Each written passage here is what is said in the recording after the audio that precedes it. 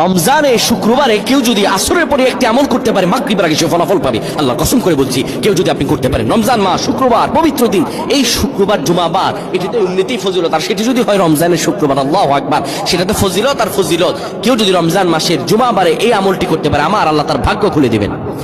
রমজান মাস পবিত্র মাস, এই মাসে কেউ যদি আমল করে আমার আল্লাহ তার কবুল করে নেন। আল্লাহ বলেন, ও মানুষেরা, আমি তোমাদেরকে রোজা দিলাম, এটি ফজিলতপূর্ণ, শুধু তোমাদের উপর নয় তোমাদের পূর্ববর্তীদের উপরে দিয়েছি লাআল্লাকুম তাত্তাকুন, যেন তোমরা মুত্তাকি হতে পারো।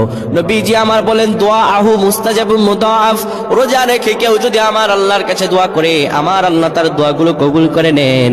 তাই রমজান মাস আসরের পরে শুক্রবারে দোয়া কবুলের সময় আপনি কোনো কথা বলবেন না, মসজিদে এসে কিবলামুখী হয়ে সুন্দরভাবে বসে যাবেন।